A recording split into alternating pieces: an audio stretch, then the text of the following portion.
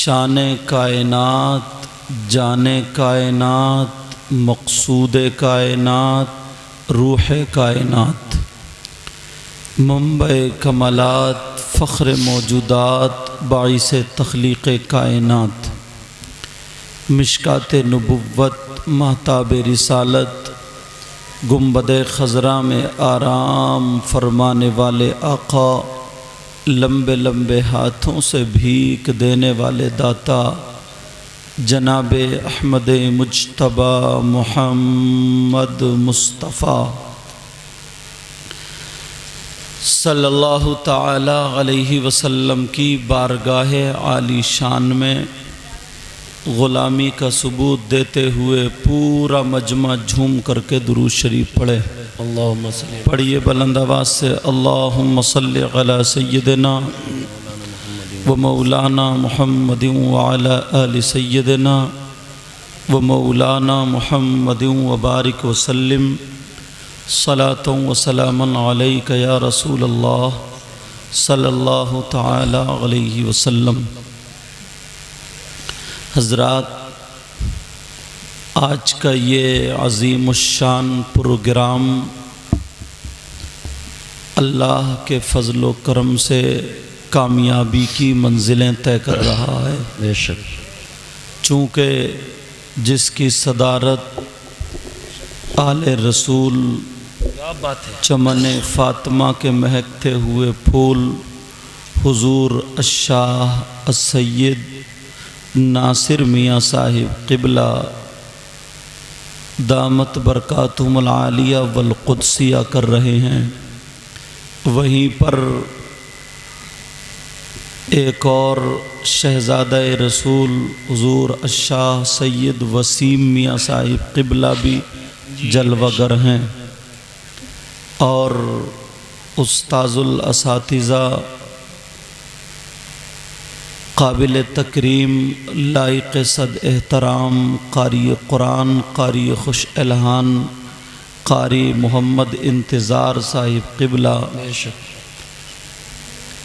और नक़ीब इजलास पैकर मोहब्बत व इखलास, जो इस वक्त हिंदुस्तान में अल्हम्दुलिल्लाह बड़े बड़े जलसों की निज़ामत, उसकी बागडोर संभाल कर अल्लाह के फ़ज़ल व करम से जल से पाए तकमील तक पहुँचाते हैं। नाज़िम, इनका नाम भी आली जनाब मोहतरम नाज़िम रज़ा साहिब है, और इनका काम भी यही है। अल्लाह ताला सब के इल्म व अमल में बरकतें अता फरमाए। मुझे मिंबर शरीफ पर और भी हज़रात जलवागर हैं, उनके नाम याद नहीं हैं, मगर आका का फरमान ज़रूर याद है। ऐसा नहीं है कि मैं कुर्सी पे बैठा हूँ तो सबसे अच्छा मैं ही हूँ, कोई पता नहीं प्यारे मिंबर शरीफ पर कोई ऐसा हो जिसकी अदाएँ अल्लाह और रसूलुल्लाह को पसंद हों, या फिर आप लोगों में कोई ऐसा हो, पता नहीं चलता ना कौन सी गुदड़ी में लाल है, पता नहीं कौन ऐसा हो जिसकी अदाएँ अल्लाह और रसूलुल्लाह को पसंद हों। मिंबर शरीफ पर जो उलमा, हुफ़ाज़, क़ुर्रा, अइम्मा, ख़ुतबा जलवागर हैं, एक गांव को अगर प्रधान चाहिए तो उसको पूरा गांव चुनता है, शहर को, कस्बे को चेयरमैन, मेयर वग़ैरह अवाम चुनती है, मगर एक आलिम को, मुबल्लिग को, दीन के सिपाही को मेरा मौला परवरदिगार आलम खुद चुनता है। बेशक ये वो लोग हैं जिनकी दुआएं तो थोड़ी देर रोक के रखिए। नबी फरमाते हैं, नज़रतुन इलल आलिम अहब्बु इलैया मिन इबादति सनतिन मा सियामिहा व क़यामिहा। आका फरमाते हैं, किसी आलिम की तरफ एक मर्तबा देखना, क्या करना प्यारे बोलो, देखना, कुछ पढ़ना नहीं, दुआ नहीं करना, तर्जमा नहीं करना, तस्बीह लेके नहीं बैठना, आका फरमाते हैं नज़रतुन इलल आलिम, आलिम की तरफ एक मर्तबा देखना मुझे 1 साल की इबादत से ज़्यादा पसंद है। बेशक सुभान। नबी फरमाते हैं तो उस तरफ से लेकर के इधर तक। और वाकई कारी साहब क़िबला शायद आपके शागिर्द हैं जो इमाम साहब हैं, इतना शानदार सैयद वसीम मियाँ साहब कुरान शरीफ पढ़ा है, मेरी आज तबीयत खुश हो गई है। बहुत दिनों के बाद ऐसा कुरान अजीम सुनने मिला। जी बेशक। हाँ ये हैं कारी साहब, चेहरे से जानता हूँ, नाम पता नहीं, मुझसे रहा नहीं गया तो मैंने बुला करके अल्लाह ने मुझे जो भी तौफीक दी मैंने इनको नवाजा। सुभान अल्लाह। समझ में आ रही क्यों? तबीयत खुश हो गई है। हमारे यहाँ चीख भी लेते हैं, चिल्ला भी, बुरा ना माने कोई भी भाई, सब कर लेते हैं मगर कुरान शरीफ पढ़ने से पीछे रहते हैं। कारी साहब हज़रत क़िबला बहुत तबीयत खुश हुई। और फूल से या फसल से पता चलता है, फल से पता चलता है दरख्त कैसा है। जब दरख्त अच्छा होता है ना तो उसका फल भी अच्छा होता है। मुझे नाजिम साहब ने बताया कि इनके भी उस्ताद हैं कारी इंतज़ार साहब, वो बात अलग है कि वो खामोश है, बैठे हैं, हम बोल रहे हैं और लोग भी बोल रहे हैं, मगर ऐसा नहीं है कि वो काम नहीं कर रहे हैं, कहीं किसी गोशे पर हमसे और आपसे ज़्यादा काम कर रहे हैं। जी बेशक। ऐसे भी लोग हैं, सबका अपना अपना मैदान है। ये सब मदरसे के मुदर्रिस हैं और मस्जिदों के अइम्मा हैं, समझे। अल्लाह ताला सब के इल्म व अमल में बरकतें अता फरमाए। प्यारे ज़रा ख़ुद सोचो, अगर किसी के घर में कुरान की एक आयत लटका दो, चस्पा कर दो, तो उस घर में बरकतें होती हैं, नूर ही नूर होता है। मगर ये वो सीने हैं जिनके सीनों में 6666 कुरान की आयत करीमा मौजूद हैं। एक मामूली सा कपड़ा 15-20 रुपए मीटर वाला कपड़ा अगर ख़रीदो आप, ख़रीदने के बाद उसमें कुरान शरीफ अंदर रख दो, अब वो कुरान का जुज़दान हो गया। कुरान उसमें लपेट के रख दिया, वो कुरान का जुज़दान हो गया। और एक कीमती कपड़ा 500 रुपये मीटर का, 1000 रुपये मीटर का ख़रीदो। ख़रीदने के बाद किसी भाई की पैंट बनवा दो, 1 महीने के बाद वो पैंट और 1 महीने के बाद वो कुरान का कपड़ा लाओ। मैं अगर तुम्हें कुरान का कपड़ा दूं तो ढकिया वालों बताओ तुम चूमोगे या नहीं चूमोगे? सारे के सारे चूमेंगे, सीने से लगाएंगे, सर पे लगाएंगे। जबकि 15-20 रुपये मीटर का और 1000 रुपये मीटर का कीमती कपड़ा, क्वालिटी इसकी हाई है, अच्छा कपड़ा है, बहुत महंगा है, तो वो अगर तुम्हें चूमने को दूं तो चूमोगे क्या? बोलो क्यों? थूकोगे। अब मुफ्ती साहब से माशाल्लाह ये बड़ी मोहब्बत करते, इजहार भी कर रहे थे, अल्लाह बरकतें फरमाए। अब सुनो क्यों, अब मुफ्ती साहब से पूछने की ज़रूरत नहीं पड़ेगी जनाब कि साहब कि हमने चूमा नहीं चूमा, कीमती कपड़ा चूमना चाहिए, उसकी क्वालिटी अच्छी है। मगर नहीं, हर ईमान वाला ये कहेगा हजरत हमें जो है ना कुरान से प्यार है। हम अब इस कपड़े को नहीं देख रहे हैं कि कीमती है या सस्ता है, ये हमारे कुरान से टच हो गया है तो हमारे सर का ताज और आंखों का नूर बन चुका। वाह वाह। तो अब तुम्हें ये नहीं देखना, ये क्या बांधे हो हाथ में, उतारो, चलो खोल देना, खोलो इसको, हटा जाओ उधर जा खोल देना।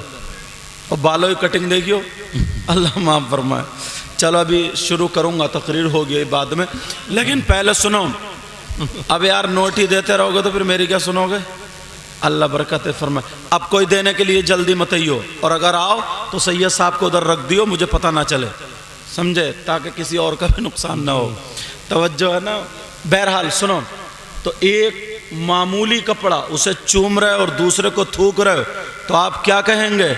जनाब इस कुरान को, इस कपड़े को कुरान से निस्बत हो गई है। अब ये हमारे सर का ताज है।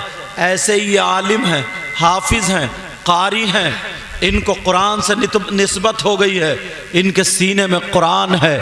अब ये ना देखो कि गरीब का बेटा है, अब ये ना देखो कि किस जात का है, अब ये ना देखो कि ये मालदार का है या किसका है, ये देखो कि इसको कुरान से निस्बत हो गई है, ये हमारे सर का ताज हो गया। अब हम इसकी बुराई भी नहीं कर सकते, इसके हाथों को चूमेंगे।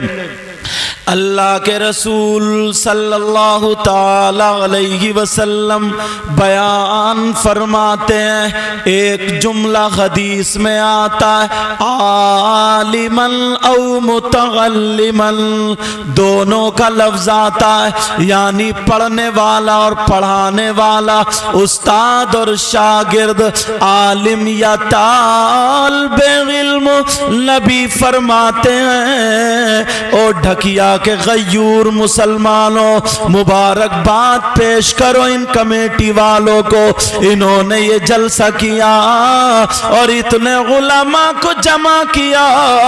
आका फरमाते हैं, अगर कोई आलिम किसी बस्ती के कब्रिस्तान से गुजर जाए, कुछ पढ़े नहीं, दुआ ना करे, खाली गुजर जाए, तो नबी फरमाते हैं उसके गुजरने की बरकत ये होती है कि उस कब्रिस्तान के मुर्दों से अल्लाह ताला 40 दिन के लिए अजाब उठा लेता है। बेशक, सुभान अल्लाह, माशाअल्लाह, जिंदाबाद। हमारे यहाँ अगर आले रसूल भी हैं साथ में, क्या बात है, दुआएं करेंगे तो क्या इनकी कम हैसियत है इन लोगों की?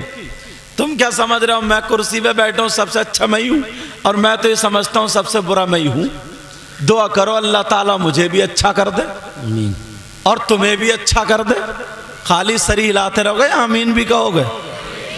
मुझे क्या पता ढकिया में आमीन सर से कही जाती है, जुबान से कहो ना, क्योंकि जबान पर फतवा लगेगा। किस पे फतवा लगेगा बोलो? जबान पर फतवा लगेगा।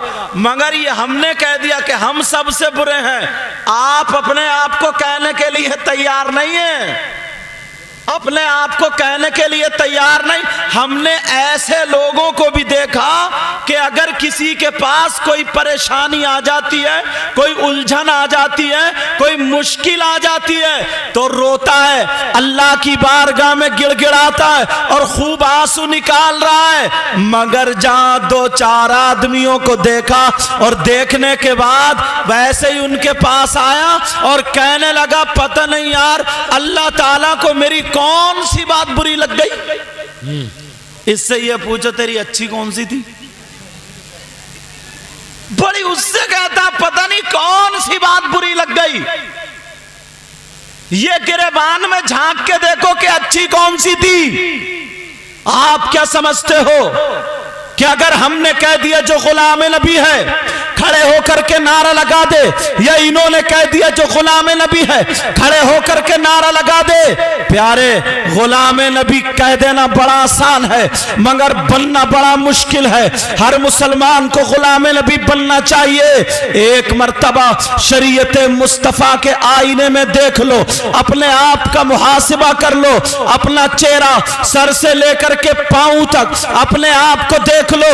हम कितनी जगह में है, हम कितने पानी में हैं, यहां पर इतने लोग हैं। अगर किसी से पूछ लूं कि तुम गुलाम नबी हो के नहीं हो, तो बच्चा जवान बूढ़े सारे के सारे यही कहेंगे कि हाँ हम गुलाम नबी है। मगर ईमान से बताओ, सीने पे हाथ रख के बताओ कि गुलाम नबी वो होता है जिसकी नमाजें छूटती हैं? क्या गुलाम नबी वो होता है जो फजर की नमाज ना पढ़े, जोहर की नमाज ना पढ़े, असर की नमाज ना पढ़े, मगरिब और ईशा की नमाज ना पढ़े? खुदा की कसम वो गुलाम नबी नहीं हो सकता।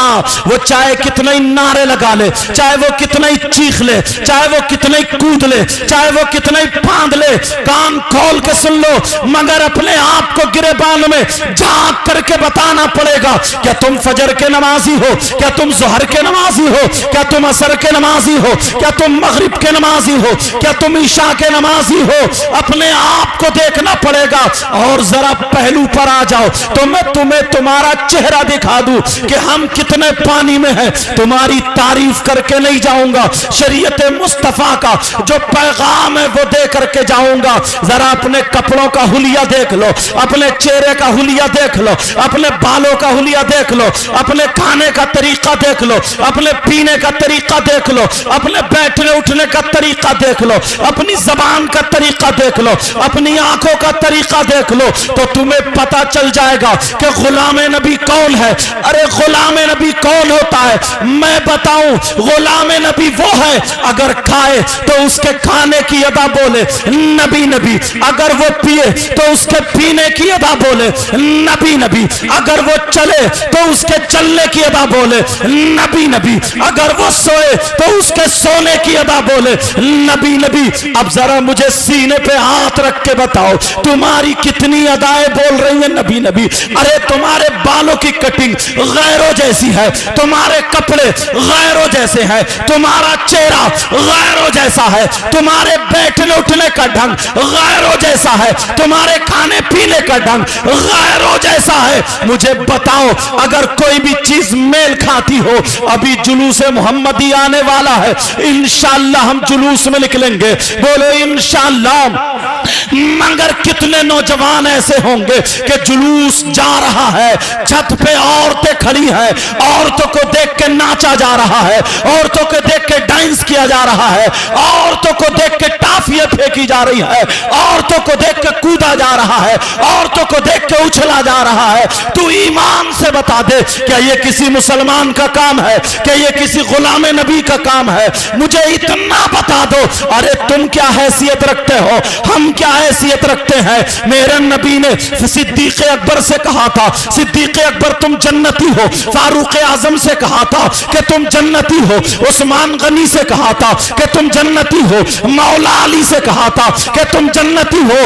मगर सिद्दीक अकबर दुनिया में बशारत मिल गई जन्नती है, फिर भी उनकी नमाजें नहीं छूटी।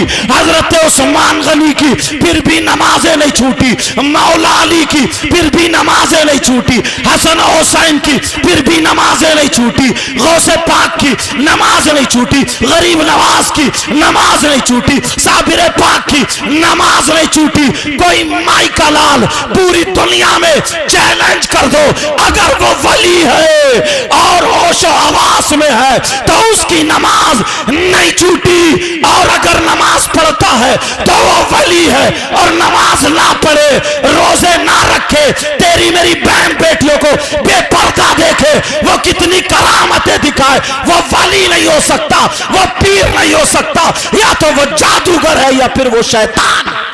वाह वाह वाह, नारे तकबीर, नारे रिसालत, मसलके आला हजरत आमदे मुस्तफा, जिंदाबाद जिंदाबाद। समझ में आ रही है बात?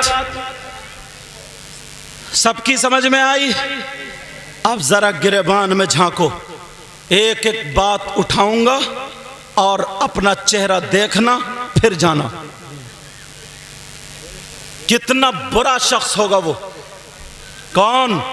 जरा तवज्जो रखना। कुछ नौजवान सोच रहे होंगे यार हमें मजा नहीं आ रहा, चुटकुले नहीं कह रहे, जरा सुन लो प्यारे। अब जरा कौन शख्स कितना बुरा?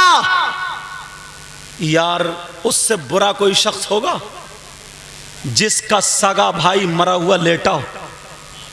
तवज्जो रखना, जिसका सगा भाई मरा हुआ लेटा हो और वो अपने भाई का गोश्त नोच नोच के खाता हो। ढकिया में अगर कोई ऐसा है उससे रिश्तेदारी करोगे? बोलो, उससे दोस्ती करोगे? बड़ी कूद कूद के कहते हम गुलाम नबी हैं। जरा आज सुन तो लो तकरीर। आज कौन शख्स ऐसा है, क्या तुमने देखा आज तक कि जिसका मरा हुआ भाई लेटा हो और वो अपने मरे हुए भाई का गोश्त नोच नोच के खाता हो? अल्लाह, कितना बुरा इंसान होगा वो। उसे अपनी प्लेट में खिलाओगे, दोस्ती करोगे, उसके साथ में रहोगे? कौन है वो? तुम्हारी ढकिया में इन्हीं लोगों में 50% मैं दिखाऊंगा आज। 50% बाद में दूसरे पे उंगली उठाना, पहले अपने गिरबान में झांक लो। आप कहेंगे मौलाना नाजिम ने, कारी इंतजार साहब ने, उस्ताजुल हफ्फाज वल कुर्आन ने आज किसे ला के बिठा दिया है। मगर प्यारे सुनते चलो, ये दर्द और ये दुख दिल का है जो हदीस और कुरान की रोशनी में उतार के जाऊंगा। कितना बुरा इंसान होगा वो। चेहरा दिखा दूं, कौन है वो जो अपने मरे हुए भाई का गोश्त खाता हो। और मेरी बहनें छतों से हैं, तुम तो 50% हो, ये 80% है, और तो मैं 80%। आप कहेंगे हमने तो नहीं देखा, इतने लोग मर गए, इतने लोग चले गए, आज तक किसी ने नहीं देखा कि उसका मरा हुआ भाई लेटा हो और वो गोश्त नोच नोच के खाता हो। अगर मैं गलत बोलूं, ये उलमा मौजूद हैं, मुझे पकड़ लेंगे ताकि मेरी इस्लाह हो जाए। हर बात कुरान पे लाके टेकूंगा या हदीस पे लाके टेकूंगा। कोई भी बात फुसफुसी कह करके नहीं जाऊंगा, बड़ी जिम्मेदारी से बोल के जाऊंगा, वरना अमल करना ना करना तुम्हारा काम है। अगर अमल करोगे तुम इंशाअल्लाह कामयाब हो जाओगे आले रसूल की मौजूदगी में, और अगर अमल नहीं करोगे तो उसकी सजा भुगतोगे। लोग कहते हैं हमने इंसान ऐसा नहीं देखा है, मगर जरा अल्लाह से पूछो, अल्लाह तबारक व तआला का फरमान क्या है। मेरे मौला से पूछो, पूरी दुनिया की बातें गलत हो सकती है मगर अल्लाह का कलाम गलत नहीं हो सकता। बोलो क्या अल्लाह का कलाम गलत हो सकता है? नहीं हो सकता। अब मैं कुरान पढ़ने के लिए जा रहा हूं, कुरान की आयत पढ़ने के लिए जा रहा हूं, दिल की तख्ती पे नोट कर लेना और आज के बाद तौबा कर लेना। कोई भी अपने मरे हुए भाई का गोश्त नहीं खाएगा। कहेगा कैसी बातें कर रहे हैं, कौन है जो अपने मरे हुए भाई का गोश्त खाता है? तो तुम सुनो, फिर अपने गिरबान में झांकना। अल्लाह फरमाता है बिस्मिल्लाहिर्रहमानिर्रहीम, वला यग़तब बादुकुम बादा अयुहिब्बु अहदुकुम अन याकुला लहमा अखीही मैतन फकरीतुमू। कुरान पाक की आयत है, तर्जमा घर में जाकर के देख लेना, लेकिन फिर भी मैं बताता हूं, इसका तर्जमा सुनो, लेकिन तर्जमा सुनने के बाद तुम्हें तौबा करनी पड़ेगी। अरे कौन है वो जो अपने मरे हुए भाई का गोश्त खाता है? अल्लाह तबारक व तआला फरमाता है जो आपस में एक दूसरे की गीबत करता है, जो एक दूसरे की चुगली करता है, जो पीठ पीछे बुराई करता है। अब जरा गिरबान में झांको, हाजी है मगर बुराई नहीं छोड़ रहा है, हाजी है मगर गीबत नहीं छोड़ रहा है, हाजी है मगर पीठ पीछे बुराई कर रहा है, नमाजी है मगर पीठ पीछे बुराई कर रहा है। तू सोच रहा है मेरी नमाज बचा लेगी, तू सोच रहा है मेरा ये अमल कामयाब हो जाएगा, मगर सुनता चला जा, अल्लाह फरमाता है अगर कोई गीबत करता है, कोई चुगली करता है, कोई बुराई करता है, पीठ पीछे तेरी मेरी बुराई करता है, अल्लाह का फरमान है गीबत करने वाला, चुगली करने वाला, बुराई करने वाला ऐसा है जैसे मरे हुए भाई का गोश्त। जी जी अल्लाह। अब झांको गिरबान में अपने, चौराहे पे बैठे बड़बड़ तेरी बुराई मेरी बुराई, सोचता ही नहीं है कि कोई हिसाब देना है या नहीं देना।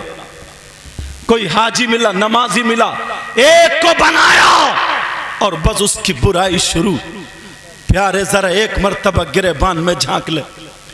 मेरे नबी ने बड़ी तकलीफें झेली थी तुम्हारी खातिर, आका ने पत्थर खाए थे वो भी तुम्हारी खातिर, मेरे आका के रास्ते में कांटे बिछा दिए गए, आका तकलीफें बर्दाश्त करते रहे वो भी तुम्हारी खातिर।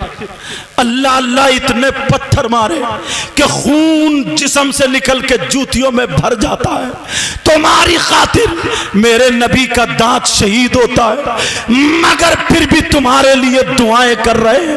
और आज उम्मत का ये हाल है, नबी के नारे तो लगाती है, एक मर्तबा गिरबान में झांक करके देख ले, सुबह से शाम तक तूने कितनी मर्तबा मर्तबा बुराई की है, तूने कितनी मर्तबा गीबत की है, तूने कितनी मर्तबा चुगली की है।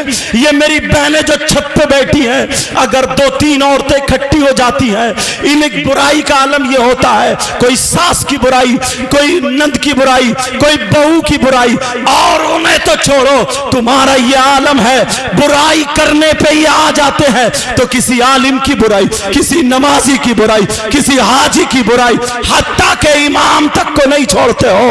अब बताओ कि अल्लाह का फरमान गलत हो सकता है? मेरा मौला फरमाता है, वला यग़तब बादुकुम बादा अयुहिब्बु अहदुकुम अय्याकुला लामा अखीही मैतन फकरीतुमु। आपस में एक दूसरे की गीबत मत करो। गीबत करना ऐसा है जैसे मरे हुए भाई का गोश्त खाना। अरे वो इंसान कैसा होगा जो मरे हुए भाई का गोश्त खाता होगा? उसे प्लेट में नहीं खिला सकते, तो गीबत करने वाले को प्लेट में कैसे खिला रहे हो? गीबत करने वाले से दोस्ती कैसे रख रहे हो?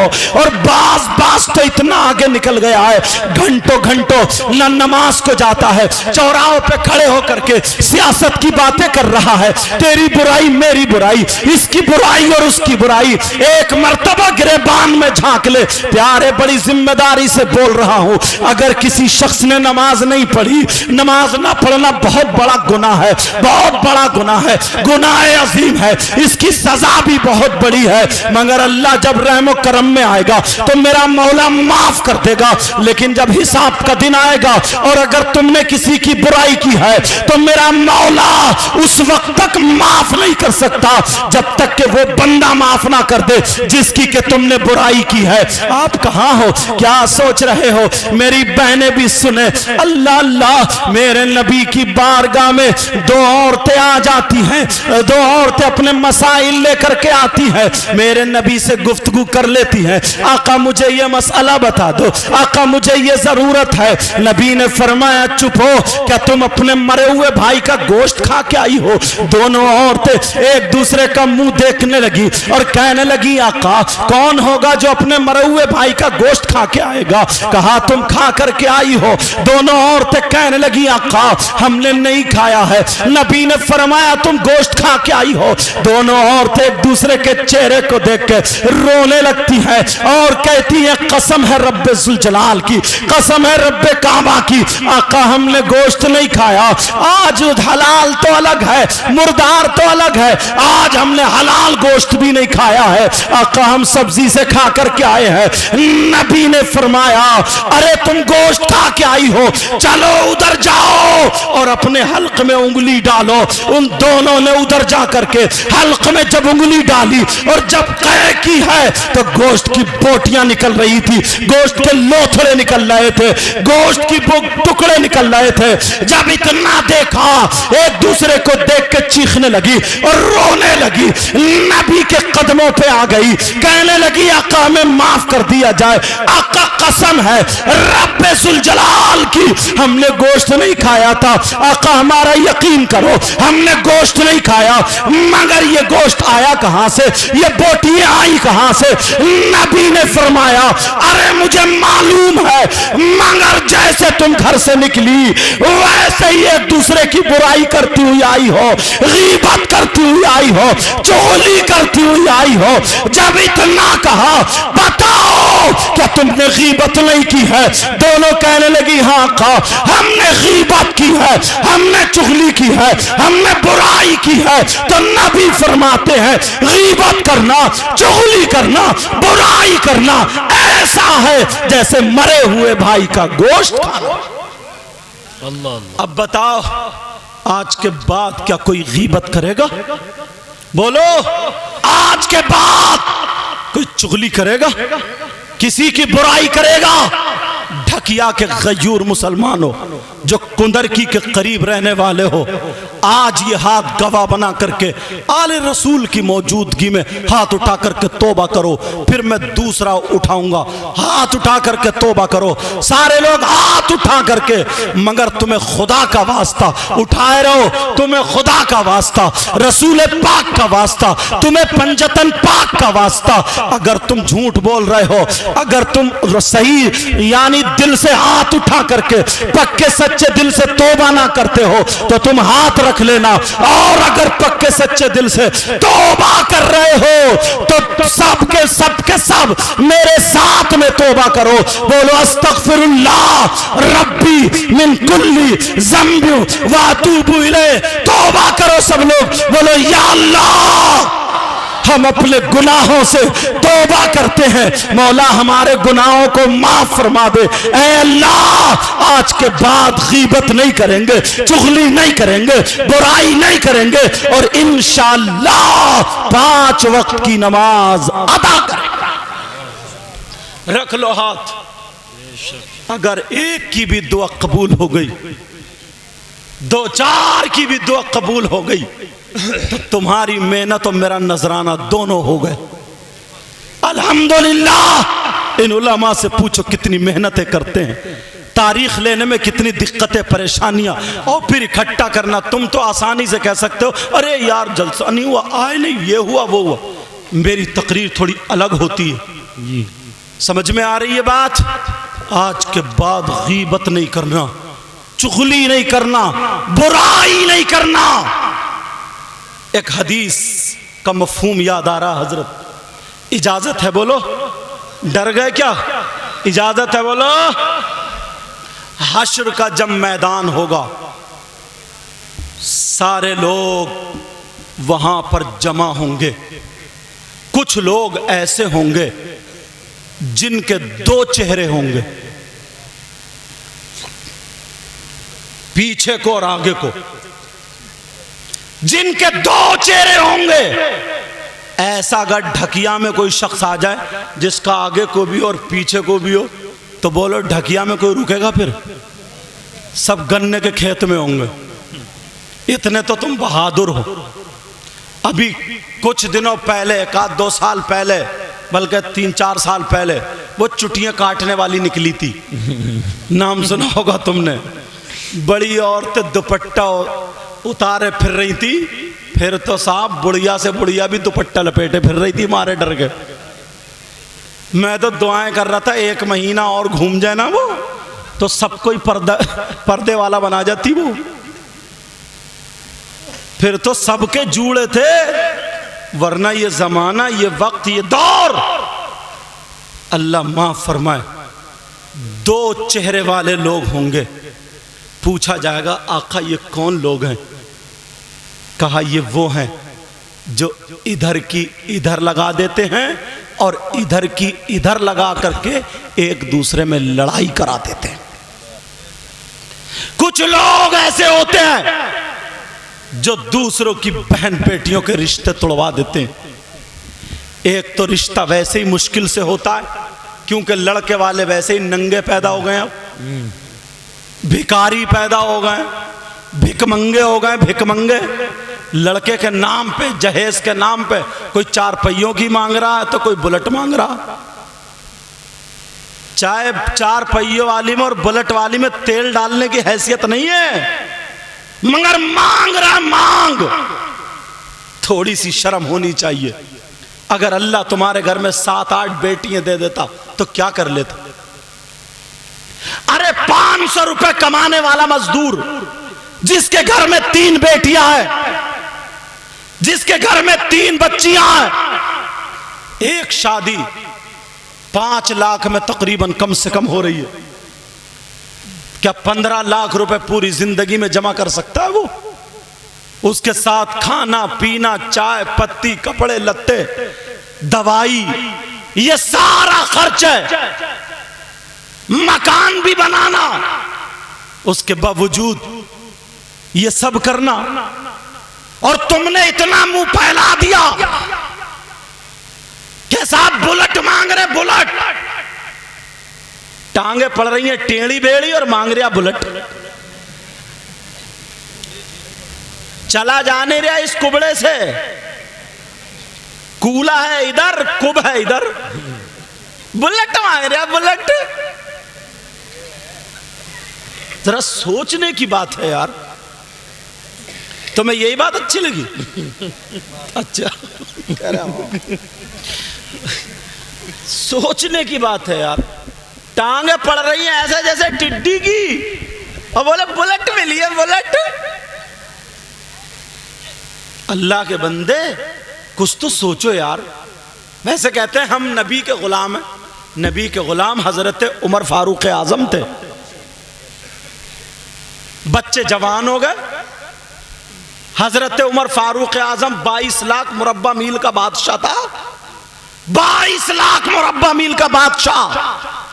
बच्चे जवान हो गए। बीबी ने कहा, ओ मेरे सरताज, घर में बहू चाहिए, बहू। और जलसे में आ गए, बोले नारे तकबीर, नारे रिसालत। जब सबसे बड़ा गुलाम यही है। जरा सोचो, वो चक्कर इसलिए लगा रहे थे कोई भूखा तो नहीं है, क्या बात, सुभान अल्लाह। कोई परेशान तो नहीं है, कोई मुसाफिर हाजतमंद कहीं चौराहे पर, कहीं रोड पर परेशान तो नहीं घूम रहा है। इतना बड़ा बादशाह चक्कर लगा रहा है। क्या बात। एक घर से आवाज आ गई, एक घर से आवाज आई, औरत की आवाज। कहा बेटी, कहा जी मां। तुमने बकरियां दूली? कहा जी अम्मी दूली। अच्छा बेटा, ऐसा करो, दिन निकलने से पहले पहले जितना दूध है इतना ही पानी मिला दो।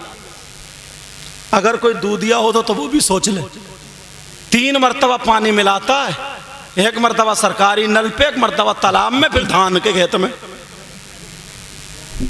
दूध भी कहां तक काम करे। आ गई मेंढक दूध में एक दिन, जब दिया तो गुड़प दे से कूदी। बोले ये क्या? बोले मैं क्या करूं, भैंसी है ऐसा दूध दे रही है। अच्छा, मेंढक ही दूध दे रही है। अल्लाह के बंदो, लुकमा सही खाओ। हजरत उमर का जमाना, बहू कैसी हो ये बताऊं। हजरत उमर का जमाना, वो मां बोली बेटी, कहा जी मां। कहा बेटी दूध में पानी मिला दे। कहा मां मैं ऐसा नहीं कर सकती, तवज्जो रखो, मैं ऐसा नहीं कर सकती। कहा क्यों? हजरत उमर ने मना फरमाया है, दूध में पानी मिला करके बेचना जायज नहीं है, इसलिए कि पैसे दूध के लिए जा रहे हैं, पानी के नहीं। कहा इसलिए। कहा बेटी एक बात बताओ, हजरत उमर देख थोड़ी रहे, इतनी रात में कोई देख थोड़ी रहा है। मगर बेटी भी कैसी बेटी थी। बेटी ने जवाब दिया, कहा मां हजरत उमर नहीं देख रहे, मगर मेरा मौला तो जानता है, परवरदिगार तो जानता है, अल्लाह को तो मालूम है, वो सब कुछ जानता है। तो फिर वो मां कहने लगी, बेटी बता तेरी शादी कैसे होगी, बता तुझसे कौन रिश्ता करेगा। जब मेरे पास 4 पैसे नहीं होंगे, कौन तेरा हाथ मांगने आएगा। अरे तेरी शादी रह जाएगी। तो उस लड़की ने जवाब दिया, कहा मां हराम के पैसों से, नाजायज पैसों से मैं शादी करने से बेहतर समझती हूं कि मैं जिंदगी भर कुंवारी रह जाऊं, बगैर शादी के रह जाऊं। हराम और नाजायज पैसों से मैं शादी नहीं कर सकती, जिंदगी भर मैं कुंवारी रह सकती हूं। जी हजरत उमर ने ढूंढ लिया, मिल गई बहू। क्या बात है, सुभान अल्लाह। मिल गई बहू। और तुम क्या ढूंढते हो? अम्मा जाती है बहू देखने, मूचरी यहां तक मुंह पे, इतनी बड़ी झुमकी है, जब तक नहीं मिलती ना तब तक रिश्ता पक्का करके नहीं आती। और जैसे ही झुमकियां मिल गई वैसे रिश्ता पक्का, चाहे कैसी भी हो। मगर सुनो, हजरत उमर अब घर गए। घर जाकर के बीबी से बोले, सुनो तुम कह रही थी ना बहू चाहिए, कहाँ ढूंढ ली, मिल गई। कहा मिल गई कहाँ? कहा ऐसे ऐसे मैंने एक लड़की को सुना, वो लड़की जो अंधेरे में तन्हाई में गुनाह नहीं कर सकती, तो वो किसी के सामने भी नहीं कर सकती। ऐसे ही घर की बहू होनी चाहिए। आज लोगों ने अपनी लड़कियों को पढ़ाना छोड़ दिया। क्यों? उन्हें पर्दे वाली चाहिए ही नहीं। कैसे हालात, कहां से लाओगे ऐसी बहू? यहां से लेकर के यहां तक बुरा मानने की बात नहीं है, ये तो गांव है ना, गांव। मगर फिर भी 50 घर ऐसे होंगे जिनकी जवान बेटियों पे मोबाइल होगा। क्या होगा बोलो? जवान बेटियों पे मोबाइल। अल्लाह के बंदो थोड़ी सी अकल तो रखो। 3 रोटी खा रहे हो, 1.5 तो कम से कम बर्बाद कर रहे हो, तो 1.5 तो फिर भी काम में लाओ। क्यों दिया बेटी को मोबाइल? किससे बात करेगी? कहां बात करेगी? कौन है रिश्तेदार अलग से? तुम तो अब्बा हो ना, तुमसे पूछ रहा हूं मैं। कौन है इसका ऐसा रिश्तेदार जो जवान कुंवारी बेटी को मोबाइल दे दिया? कौन है इसका जो बात करने को दे दिया? तुम अब्बा हो के दुश्मन? बात करेगी किससे करेगी? व्हाट्सएप चलाएगी, कहां चलाएगी? फेसबुक चलाएगी, कहां चलाएगी? यूट्यूब चलाएगी, क्या देखेगी? मुझे बताओ, जवान बेटियों को मोबाइल क्यों दिया है? अरे ये किससे बात करने दिया है? आज जब पूरी बिगड़ जाती है, जब बातें होने लगती हैं, रात के 12-12 बजे तक मोबाइल पे चैटिंग कर रही है, लफंगे लड़के लगे पड़े मोबाइल पे। मैं तुमसे पूछना चाहता हूं, ये मां को पता है मेरी बेटी किससे बात कर रही है? और जब मां को पता नहीं है तो बता, तू मां बनी क्यों? 24 घंटे साथ रह रही है, तुझे क्यों पता नहीं चला तेरी बेटी किससे बात कर रही है?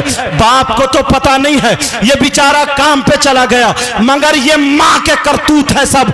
बिगाड़ने का काम मां का है, मां का। मां को पता है मेरी बेटी जीने पे खड़ी हुई बात कर रही है, नल पे खड़ी हुई बात कर रही है, लिहाफ में कमरे में अंदर बात कर रही है, छत पे आधे घंटे से किससे बात कर रही है? मां ने क्यों नहीं पूछा? मोबाइल दिया क्यों है? और जब बिल्कुल बिल्कुल बेइज्जती होने के सर पे आ जाती है तो ये मां अब मगरमच्छ के आंसू निकाल रही है और रोते हुए आती है अब्बा के पास, यानी अपने शौहर के पास। कह रही है पता नहीं मेरी बेटी को क्या हो गया, मेरी बेटी तो बड़ी शरीफ थी, मेरी बेटी तो बड़ी अच्छी थी, लगता किसी ने दिमाग फिरवा दिया, लगता इस पे जादू हो गया, लगता इस पे जिन हो गया, लगता इस पे भूत। कुछ नहीं आया, इस मां की कमर पे 3 लठ मारो और गिरा दो। बता तेरे कारनामे क्या हुए? इस मां की कमर पे लठ मारो। तेरी जवान बेटी थी, तूने इसको दुपट्टा क्यों नहीं उड़ाया? तू शादियों में इसको जो डेकोरेशन बना के लेके जा रही है, तुम्हारे यहाँ शादी होगी, बकिया वालों सुन लो, थोड़ी बातें कर रही है, मुझे बताओ तुम्हारे यहाँ शादी होती होगी, एक लड़की के सर पे अगर दुपट्टा हो तो बता दियो, किसी का दुपट्टा इधर होगा, किसी का जूड़ा इधर होगा, किसी का गला खुला होगा, किसी की आस्तीन फटी होगी, किसी के कपड़े बारीक होंगे, किसी के वो बड़े बड़े शरारे, बड़े बड़े पलाजो, बड़े बड़े दोबरे लपेटे फिर रही है। और अम्मा, ये माँ बेटी से ज्यादा जैसे नाचने वाली औरतें मुंह पे लपेटे फिर रही है, नीली पीली लाली लगा फिर रही है। इस अम्मा से पूछ, अरे तू 40 साल की हो गई, अरे बूढ़ी हो गई बूढ़ी, तेरी बेटी जवान है मगर चोंच तेरी अब भी लाल है, तेरे बालों में अब भी गुम्फे हैं, तेरा जूड़ा अब भी खड़ा है, तेरा मुंह अब भी पुता हुआ है, अब भी पुता हुआ है। अरे बूढ़ी घोड़ी नहीं लगाम, इस माँ से पूछो,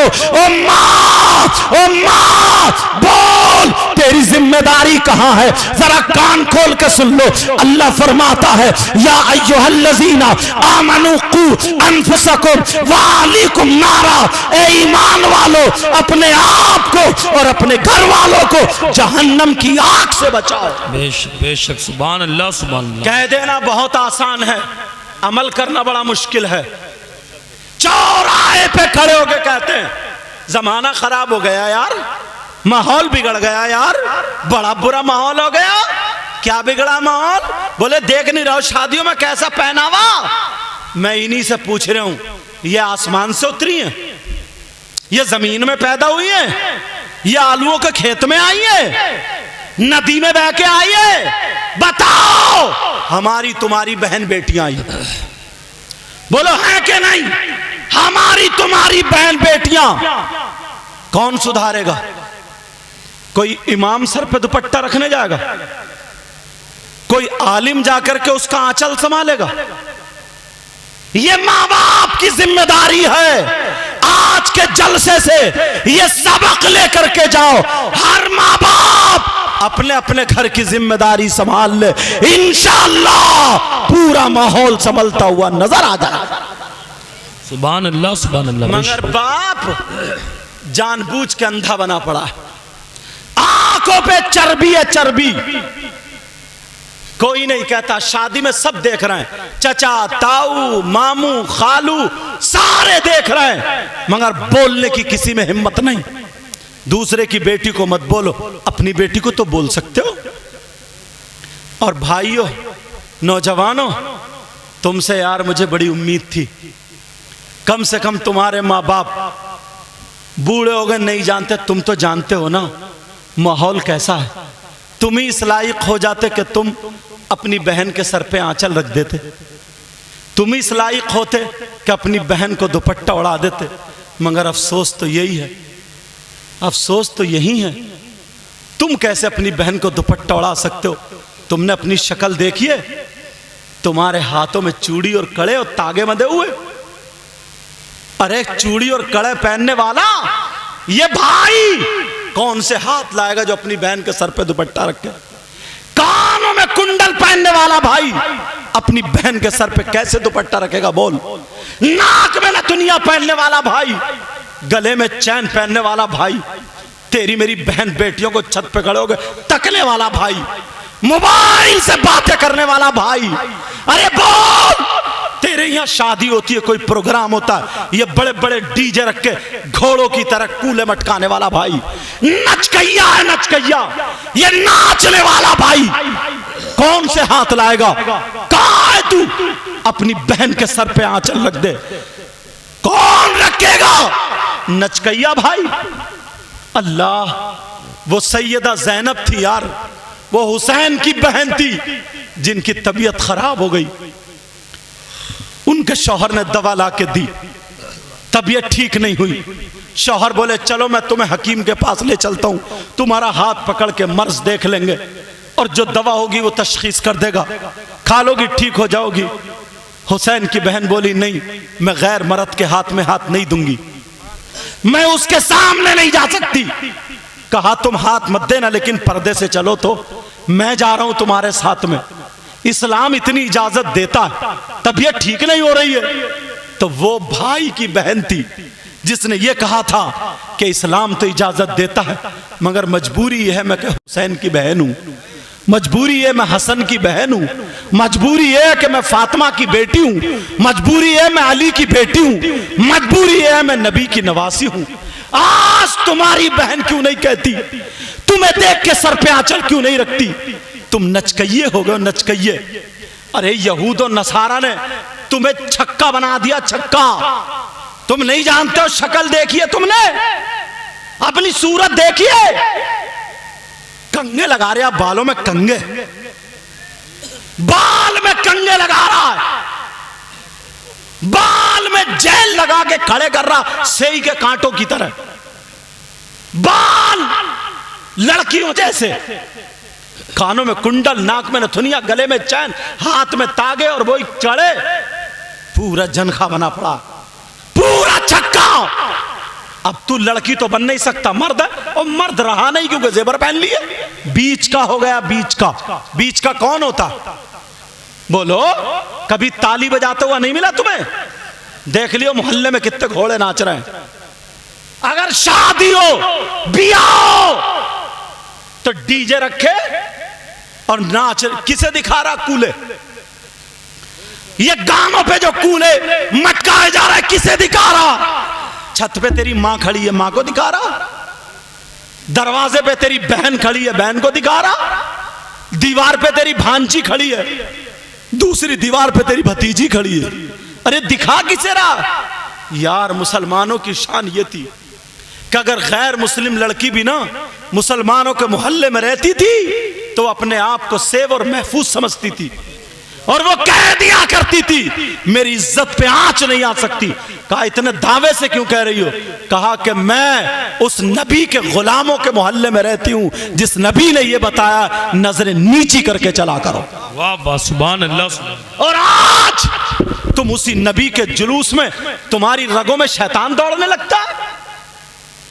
कितने लड़के हैं और जुलूस निकालो, ये भी बता रहा हूं, कुछ नाते ऐसी हैं जिनमें म्यूजिक बजता है, जैसे सोड़ा आया सोड़ा आया, पाकिस्तान और नौजवान लड़कों ने डीजे पे रखा और वो डीजे रख लिए, सोड़ा आया सोड़ा, और वो बहुत सारी नाच रहे हैं, डांस, झंडे उछाल रहे हैं, बाद अपनी शर्ट उछाल लेता, तू जुलूस में गया था, गुंडागर्दी करने गया? जुलूस गुलाम नबी करते हैं, लफंगे नहीं। कुछ लड़के हैं जैसे गैर मुस्लिमों का मोहल्ला देखा, उधर का देखा, उल्टे सीधे नारे लगाना शुरू कर दिए, भड़का रहा तू दूसरों को। नबी ने भड़काया नहीं था। नबी ने क्या किया था मालूम है? तू लड़ाई फैला रहा, तू मोटरसाइकिलें तोड़ रहा, गैरों के मोहल्ले में जाकर के गालियां बक रहा, नारे ऐसे लगा रहा है जिससे इस्लाम बदनाम हो रहा। नबी ने क्या कहा था मालूम है? एक बुढ़िया नबी को गालियां दिया करती थी, पेट भर के गाली देती थी। मक्के की सड़ी हुई बुढ़िया थी वो। औरतें कहने लगी, ओ बुढ़िया तुम क्यों इतना बुरा भला कहती हो? कहा देख नहीं रहे हो कितने ईमान ले आए? औरों से कहती थी तुम भी मोहम्मद का चेहरा मत देखियो। एक औरत ने कहा अगर तुमने देख लिया ना तो तुम भी कलमा पढ़ लोगी। बुढ़िया बोली मैं रहूंगी नहीं, अब मक्के में ही नहीं रहूंगी। बुढ़िया ने रात में बांध ली पुटलिया तगड़ी और उठा के देखा तो उठी नहीं।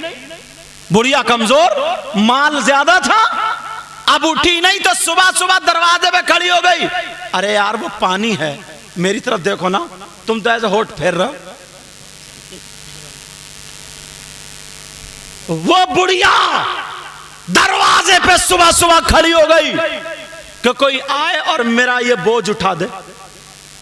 देखा तो एक चांद से चेहरे वाला आ रहा, काली जुल्फों वाला आ रहा। उसने आका को देखा नहीं था, वही आका आ रहे हैं। देख के कहने लगी बेटा तुम मक्के में रहते हो? कहा जी माई मक्के में रहता हूं। लड़ गए क्या पानी पे? अच्छा तवज्जो रखो बेटा, तवज्जो। कहा बेटा इतने अच्छे लोग भी मक्के में रहते हैं, तुम कहां रहते थे? तुम ऐसे हो तो तुम्हारी मां कैसी होगी, तुम्हारा बाप कैसा होगा? अल्लाह बेटा बातें मत करो बेटा, आराम से बोलो। कहा तुम्हारा बाप कैसा होगा? कहा माई काम बताओ। कहा बेटा मेरा वो बोझ है वो उठवा दोगे? नबी बोले मैं तो आया इसीलिए हूं। गए और जाकर के देखा तो वो जब बोझ उठाया तो वजन तो बहुत था, मगर नबी के सामने क्या हैसियत, नबी ने उठा लिया। और बुढ़िया को देखा, बुढ़िया कमजोर। कहा माई अगर रख दिया तो बचोगी नहीं, सर पर रख दिया पिचक जाओगी।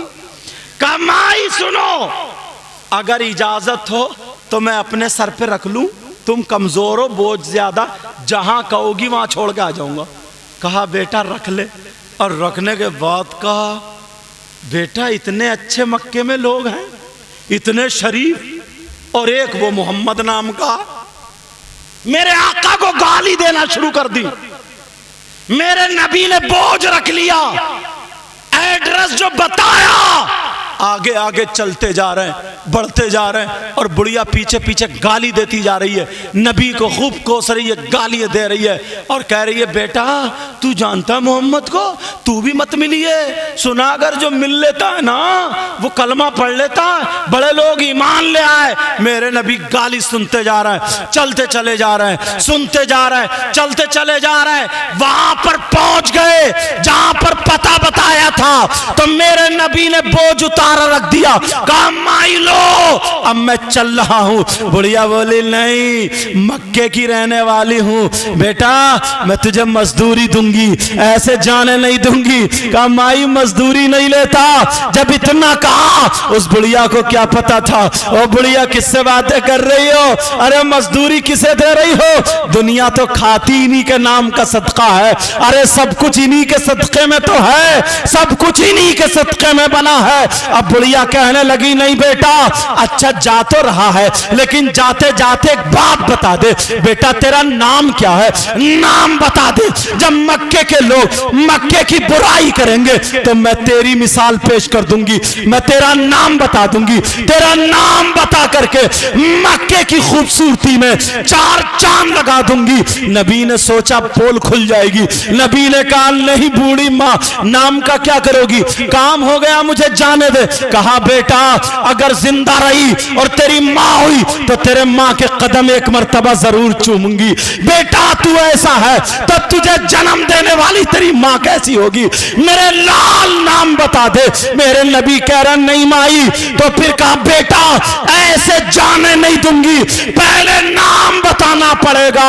ओ लोगों सुनो, एक दूसरे को गाली देने वालों, झगड़ा फैलाने वालों, फिर अपने आप को नबी का गुलाम बताने वालों, तुमने नबी की जिंदगी कहां देखी अभी? मेरे नबी ने फरमाया ओ माई, अरे जिस मोहम्मद को तुम वहां से यहां तक गाली देती हुई चली आई हो वो मोहम्मद कोई और नहीं, मैं ही मोहम्मद इब्ने अब्दुल्ला हूं। जब इतना कहा तो बूढ़ी की आंखों में आंसू आ गए और कहने लगी बेटा जो मैंने कानों सुना था वो गलत था, कान खोल के सुन ले बेटा, अगर तू ही मोहम्मद है तो मैं कहती हूं जब फिर तू ही तो पैगंबर है। बेटा बाद में जाना, पहले अपनी बूढ़ी माँ को कलमा पढ़ा करके जाना। नारे तकबीर, नारे रिसालत, मसलके आला हजरत, अजमते मजहबे इस्लाम, अजमते मदीना शरीफ। सुभान अल्लाह, सुभान अल्लाह। लेकिन कहाँ हैं हम लोग?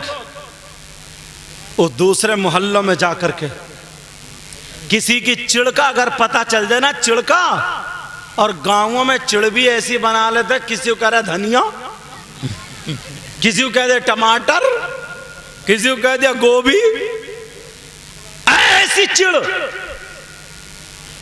पता नहीं क्या तरीका अपनाया हम लोगों। नबी की जिंदगी के चंद गोशे अगर इजाजत हो तो उठा के रखूं, थके तो नहीं हो?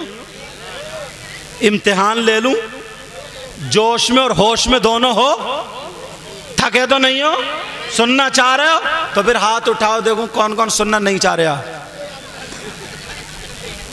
अच्छा, मुझे पता चल गया ढकिया के लोग कितने होश में रहते हैं। इतने बड़े होश में हो तुम? अल्लाह के बंदो सोच तो लो। एक मौलाना साहब कह रहे थे जी, मतलब ये पता नहीं है कहाँ सुभान अल्लाह कहना, कहाँ हाथ उठाना, कहाँ नहीं। एक मौलाना साहब बोले फुला साहब की अम्मा का इंतकाल हो गया, नीचे से एक भाई बोले सुभान अल्लाह। अल्लाह के बंदो ये तो देखो कि सुभान अल्लाह कहाँ कहना। मगर ये भी हमने ही तुम्हें सेल्फ स्टार्ट किया, मौलाना लोगों ने, शायरों ने, नाजिमों ने, वो भी सब मौलाना नहीं है।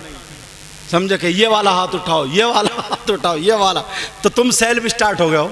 थोड़ा सा इशारा मिले कड़ाक से हाथ इसलिए उठवाते हैं ताकि ये हाथ गवाह हो जाएं। हाथ हश्र के मैदान में गवाही दे, मौला अच्छे काम के लिए हमें इस्तेमाल किया था।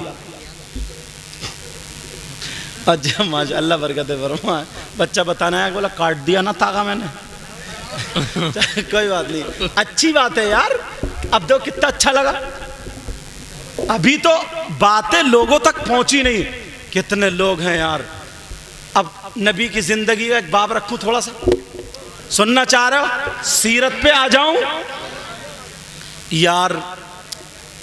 आज हम लोगों के दिल में इतना मैल, हसद, कीना, बगावत। ईद को मिलने, ईद आती है ना, ईद ऐसे मिलता जैसे सरकारी बकरे मिल रहे हैं। खूब मिलेगा, खूब मिलेगा ईद, और दिल निरा काला है, दिल निरा काला। बस खाली सीने ही मिल लिया, दिल नहीं मिल लिया। ये इतना काला, अल्लाह माफ फरमाए, अल्लाह माफ फरमाए। अब नमाज़े काम क्यों नहीं आ रही बताऊं? हाँ, नमाज भी पढ़ रहा है मगर दिल फिर भी काला। अगर उठक बैठक करोगे तो फिर मैं भी उठ जाऊंगा। नमाज भी पढ़ रहा है मगर दिल काला। आलम यह है, अगर किसी भाई का ना मकान बन रहा है तो बस पड़ोसी के पेट में आग लग रही है। उसका मकान ही क्यों बन रहा? क्या हुआ, क्या हुआ? बैठ बैठ बैठ। मगर ये दिल जो साफ करोगे ना, अगर ये दिल अच्छा करोगे तो इसकी अहमियत अलग है। क्या मामला क्या है? कहीं नहीं, कहीं नहीं। अरे कहां जा रहे, बैठते क्यों नहीं? बैठो।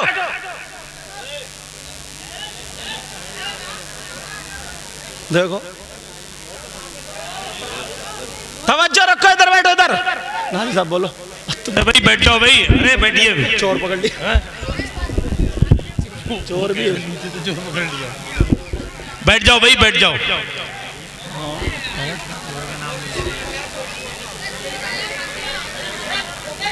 ए भैया बैठ जाओ, बैठ जाओ, बैठो। अरे कोई बात नहीं है, आप लोग बैठिए।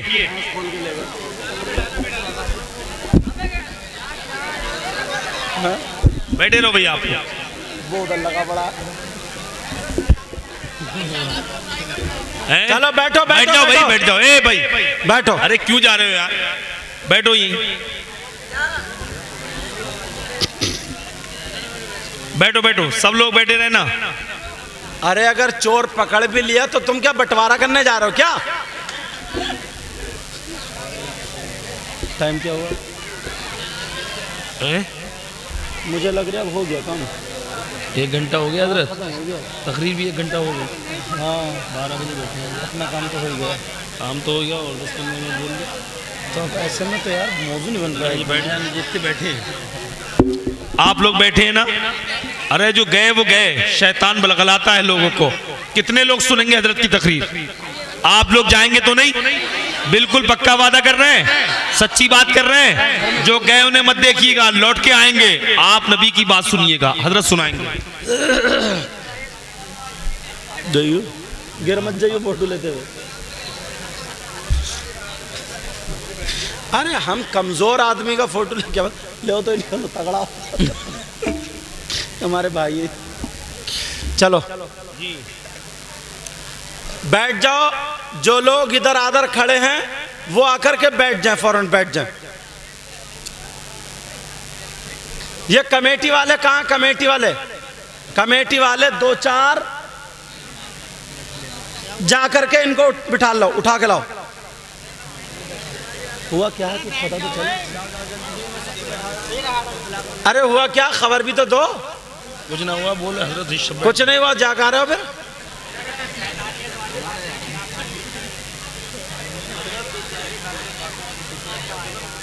खत्म कर। हाँ सही है, 10 मिनट बोल लो, 10 मिनट बोल लो। चलो बस 10 मिनट। दुरूद शरीफ पढ़ो। अल्लाहुम्मा सल्ली अला सय्यिदिना मौलाना मुहम्मद व अला आलि सय्यिदिना व मौलाना मुहम्मद व बारिक व सल्लिम सलातु व सलामन अलैका या रसूल अल्लाह सल्लल्लाहु तआला अलैहि वसल्लम। आका अलैहि सलातु व सलाम इस दुनिया पर जो तशरीफ़ लाए, उनके तशरीफ़ लाने का जो असल मकसद था वो ये था कि अल्लाह तबारक व ताला के बंदों को जिंदगी गुजारने का ढंग आ जाए। वाह। आका 12 रबीउल अव्वल 20 अप्रैल सन 571 पीर के दिन सुबह सादिक के वक्त पैदा हुए। आका की शान ये है, मेरे आका की वालदा हज़रत आमिना रज़ी अल्लाह ताला अन्हा खुद फरमाती हैं कि जब मैं छोटी सी थी अपने बाप के घर में, तो हमारा मकान भी पथरीला इलाका था, पत्थरों का मकान था, और कभी कभी नंगे पैर चला करती थी तो पाँवों में वो पत्थर चुभते थे। हर एक के चुभते हैं। तकलीफ इतनी होती थी कि पकड़ के बैठ जाती थी। कहा मैं जवान हो गई फिर भी यही रहा।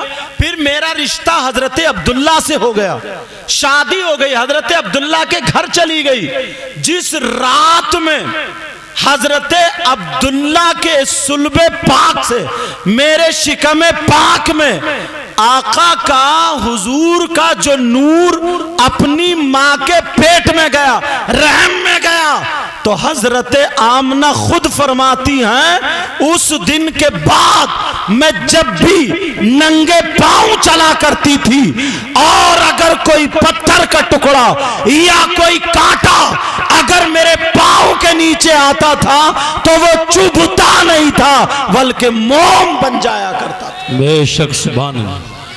आला हजरत फरमाते हैं मैं गदा तू बादशाह, क्या बात, भर दे प्याला नूर का। मैं गदा तू बादशाह, भर दे प्याला नूर का। नूर दिन दूना तेरा, दे डाल सदका नूर का। हजरत आमना फरमाती और फरमाती हैं कि एक मर्तबा उस वक्त औरतें जो थी कुएं से पानी भरती थी, तो इनका भी एक कुआं था जहां पे मर्द नहीं जाते थे, औरतें जाती थी। मेरे नबी की मां भी गई, पेट में आका थे, कुएं से पानी भरना था, औरतों की बारी थी। यके बाद दीगर औरतें भरती चली जा रही हैं, पानी भरती चली जा रही हैं। मेरे नबी की माँ की जब बारी आई तो दिल में ख्याल आया, ए आमिना एक मर्तबा कुएं के अंदर झांक के देख ले, कहीं ऐसा तो नहीं है वो पानी नीचे चला गया हो और तुम्हारी रस्सी छोटी पड़ जाए, वहां तक बर्तन ना पहुंचे। हजरत आमना फरमाती हैं मेरे पेट में नूर मोहम्मदी थे, मेरे प्यारे बेटे का नूर था। फरमाती है जब मैंने उसमें झांका तो एक आवाज आ जाती है, ओ कुएं के पानी किस्मत पे नाज कर ले, ये पैगंबरे इस्लाम आखिरी नबी उनकी मां है, ये नबियों के नबी उनकी मां है, ये उस नबी की मां है जिस नबी के सदके में कायनात का जर्रा जर्रा बना है। उस नबी की मां का दीदार कर ले। जब इतना कहा तो कुएं का पानी बाहर निकला और हजरत आमना के सारे बर्तनों को वो पानी भर गया। ये उस वक्त की बातें हैं, नबी अभी दुनिया पे तशरीफ नहीं लाए। अब 12 रबीउल अव्वल 20 अप्रैल सन 571 पीर के दिन सुबह सादिक का वक्त होता है, आका दुनिया पे तशरीफ ले आते हैं। हजरत अब्दुल्ला मेरे नबी के बाप इंतकाल फरमा गए थे जब नबी पेट में थे। तभी आपके दादा को फिक्र रहती थी कि मेरी बहू के यहाँ बेटा हो जाए ताकि अब्दुल्ला की नस्ल चल जाए।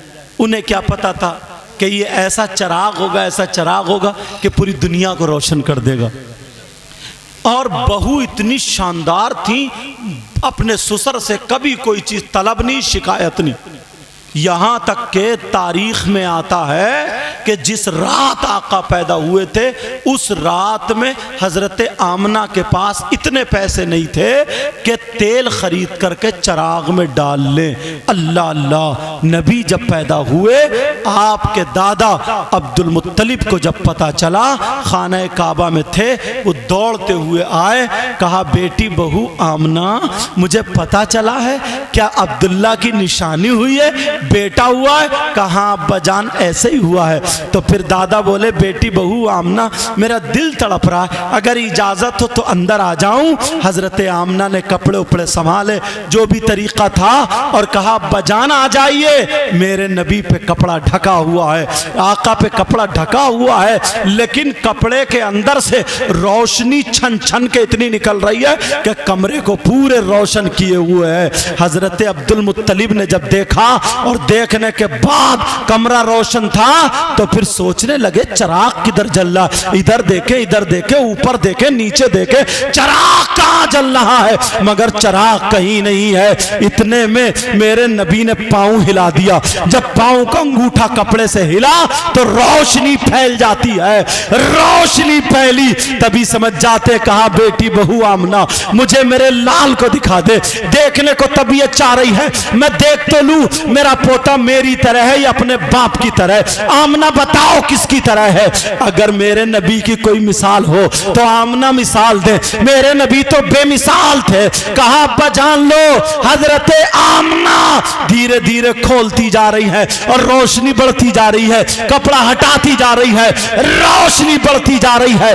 दादा ने सीने से लगाया और लगाने के बाद कहा बेटी बहू आमना अगर इजाजत हो तो मैं इसे लेकर के जाऊं। वो लोग जो मीलाद पर फतवा लगाते हैं, वो लोग जो मीलाद को गलत बताते हैं, मीलाद को गलत बताते हैं, तो उनसे कहना नबी के दुनिया पे आने के बाद सबसे पहले जिसने मीलाद पढ़ा, जिसने मीलाद कहा, उस पे जाके फतवा लगाओ और जहन्नम में चले जाओ। कहा कौन है वो? सबसे पहले पहले नबी का मीलाद किसने पढ़ा? ये भी सुन लो, नबी के दुनिया पर तशरीफ लाने पर, हजरत दुनिया के तशरीफ लाने पर अल्लाह अल्लाह मेरे नबी गोद में है दादा की। अब दादा चलते चले जा रहे हैं, कहीं और नहीं गए, सीधे खाना काबा के पास जाते हैं। जैसे ही खाना काबा पर गए, जितने बुत थे थर थरा करके गिर जाते हैं। मेरे नबी के दादा ने जब एक कदम खाना काबा के अंदर रखा और एक कदम बाहर है, खाना के दरो दीवार मीलाद पढ़ने लगा, कहने लगा जान नबी जुल मुख्तार, वलीदन नबी जुल मुख्तार, बाइख्तियार नबी आ गया, बाइख्तियार नबी पैदा हो गया। खाना काबा की दरो दीवार कह रही थी अस्सलातु वस्सलामु अलैका या रसूल अल्लाह। अरे नबी पे मीलाद पढ़ा जा रहा है। सबसे पहला मीलाद नबी पे अगर किसी ने पढ़ा तो वो खाना काबा है। इन लोगों से कहो जाओ, अगर तुम्हें फतवे लगाना है तो खाना काबा पे फतवे लगाओ और सीधे जहन्नम में चले जाओ। जी जी। कुछ लोग अगर घर पे झंडी लगाते हैं उन्हें भी तकलीफ होती, मगर बात का यार हमें पता चलना चाहिए ना। खाली लड़ना झगड़ने से काम थोड़ी चलेगा कि ये झंडी क्यों लगाते हैं, कहां से साबित है, पता चलना चाहिए ना। घरों पे हरे हरे झंडे लगाते हैं नहीं लगाते हैं? बोलो, सुनना चाह रहे हैं? नहीं, पता चलना चाहिए। नबी की पैदाइश के मौके पर हजरत आमना खुद फरमाती हैं, कहती हैं हजरत जिब्रील आ जाते हैं 3 झंडे लेकर के। कितने बोलो? हजरत आमना फरमाती हैं 3 झंडे लेकर के हजरत जिब्रील आए, एक मशरिक में और एक मगरिब में और एक खाना काबा की छत पे। सारे जहान को घेर दिया, मशरिक में, मगरिब में, बीच में खाना काबा की छत पे। अब इन लोगों से कहना जो झंडों पे फतवा लगाते हैं, कहना हम पे फतवा मत लगाओ, जिब्रील पे लगाओ अगर दम है तो। सबसे पहले नबी की पैदाइश पर अल्लाह ने हजरत जिब्रील के जरिए झंडे लगवाए। तो आप बताओ, अल्लाह को यह पसंद था, झंडे लगवाए तो हम तो वो काम करेंगे जो अल्लाह को पसंद हो, रसूलुल्लाह को। सुभान अल्लाह, सुभान अल्लाह, माशाअल्लाह, बेशक, जिंदाबाद जिंदाबाद। चाहे किसी के पेट में दर्द हो या आंत फटे, यार पता नहीं कैसे कैसे लोग हैं। और अच्छा, सब नहीं है हजरत, सब नहीं है, कुछ को तो पता ही नहीं है, कुछ को पता ही नहीं है। ऐसी ऐसी बातें निकालते हैं, ऐसी ऐसी बातें लाएंगे निकाल के, जिससे नबी की कुछ ना कुछ बुराई की तरफ जा रही होगी। कुछ लोग ऐसे होते, छूटते ही बोल देते, छूटते ही, अरे यार तुम नबी से क्यों मांगते हो, कह देते नहीं कहते, बोलो। और यार बांटने वाले कौन है बताइयो, तकसीम करने वाले कौन है? आका हैं, आका कासिम हैं, कासिम नेमत है आका, आका बांटते हैं। तो जो बांटने वाला है हम उससे नहीं लेंगे तो क्या इनके अब्बा से लेंगे क्या? जरा सोचने की बात है। छोटी छोटी बातों पे, जरा जरा बातों पे लड़ाई झगड़े। किसी ने अपने घर पे रोशनी कर ली, किसी के घर पे उजाला। अगर 12वीं शरीफ पे तो कि ये बताओ तुमने ये उजाला क्यों लगाया, ये रोशनी क्यों? और बाज तो इतना बड़ा जाहिल है, सीधे ये कहता कुरान और हदीस में दिखाओ, कुरान और हदीस में। बोले 11वीं शरीफ कुरान और हदीस में सुनाओ, दिखाओ। यार सोचने की बात है, कुरान कितनी पहले नाजिल हुआ और गौसे पाक 400 साल के बाद पैदा हुए, कमोबेश। फातिहा का जिक्र कुरान में है, ईसाले सवाब का जिक्र कुरान में है, और 11वीं में क्या होता है? यही तो होता है। और बहुत सारे लोग ऐसे, अगर खाने पे फातिहा पढ़ दी जाती है ना तो वो खाते ही नहीं। कुछ लोग हैं ऐसे, उनसे एक मीठे अंदाज में पूछना चाहता हूं, सुनोगे? खत्म कर दूं? अच्छा हाँ कोई बात नहीं, सुनो। खाते नहीं है भाई, क्यों नहीं खा रहे हो? फातिहा में क्या पढ़ा जाता है? 3 मरतबा दुरूद शरीफ, 1 मरतबा अलहम्द शरीफ, 3 मरतबा कुल हुवल्लाह शरीफ, और अगर 5 आयात जिसको बोलते हैं अपने हिंदुस्तान का जो रिवाज है, कुल या अय्युहल काफिरून, कुल हुवल्लाह, कुल औज़ु बिरब्बिल फलक, कुल औज़ु बिरब्बिन नास, अलहम्द, अलिफ लाम मीम, व इलाहुकुम दुरूद और अला इन्ना औलिया अल्लाह। ये सब कुरान है यार। कुरान अगर जिस पे पढ़ जाए वो बाबरकत होता या बेबरकत होता? बच्चा अगर रोने लगे और बच्चे पे पढ़ के फूंक दो, अब इससे कहिए बच्चे को हाथ मत लगाइए, कुरान पढ़ गया। खाना पहले से खा रहा तू बगैर फातिहा का, बिरयानी भी पागा का, फातिहा पढ़ गई तो कुरान से नापाक हो गई क्या? अकल तो देखो, कुरान से नापाक हो गई? अरे किसी को गालियां दी हैं क्या? कुरान पढ़ा है क्या? कुरान पढ़ने से नापाक? कुरान पढ़ने से और शिफा बन गई। अगर किसी के पेट में दर्द हो, कुरान की आयत पढ़ के खजूर खिला दो। किसी के सर में दर्द हो, कुरान की आयत पढ़ के पानी पिला दो। किसी को बिच्छू काट ले, सांप काट ले, बुखार हो, कोई बीमारी हो, वईदा मरितु फहुवा यशफीन या सलामुन कौलन मिन रब्बिर रहीम 7 मरतबा पढ़ के फूंक दो, सारी दुनिया की बीमारियों का इलाज। बेशक, सुभान अल्लाह, माशाअल्लाह। वनुनज़्ज़िलु मिनल कुरआनी मा हुवा शिफा। कुरान को अल्लाह फरमाता हमने नाजिल किया शिफा के लिए। मगर हाँ एक बात है यार, जिस खाने पर अगर बिस्मिल्लाह पढ़ दी जाती है अल्लाह का नाम, तो शैतान नहीं खाता। अब फैसला कर लो तुम खुद ही, इतने तो पढ़े लिखे हो गए। मैं तो नहीं कह सकता, तुम भी मत कहो। भूले हुए भटके हुए, इन्हें पता नहीं है, समझ में आ रही? इन्हें पता नहीं है, भूले हुए भटके हुए। झगड़े फैला रखे यार, इसी बात पे झगड़े। एक कहता भाई तीजा बता, 10वां बता, 40वां बता। इसमें होता क्या? ईसाले सवाब है। एक थोड़ी लाइन लगा देंगे, लाइन। और हाँ एक जगह तो ये हुआ, बोले ये इतनी लाइटिंग, इतनी डेकोरेशन, ये नबी के नाम पे इतना खर्चा, फजूल खर्ची कर रहे हो, एक मीलाद पढ़वा लेते, किसी को बुला के बाकी मस्जिद में पत्थर लगवा देते, मस्जिद की छत बढ़वा देते, मदरसा बनवा लेते। कुछ लोग ऐसे भी कहते हैं। इनसे कहियो बेटी की शादी में या बेटे की शादी में जो तू 50,000 का मैरिज हॉल कर रहा, उसमें खाना चल रहा तेरा, समझे, खाली इमाम साहब को बुला करके मस्जिद में बिठा के निकाह पढ़वा दे, बाकी सारा पैसा मस्जिद में दे दे जी। तो चुपके से समदन को कुंडल दे रहा, कुंडल, जैसे कि समदन का निकाह हो। समधी को दे रहा सोने की अंगूठी, जबकि मर्द को सोने की अंगूठी पहननी जायज नहीं है। तो उस वक्त फजूल खर्ची दिखाई नहीं देती, खाली निकाह कर दे, खाली निकाह।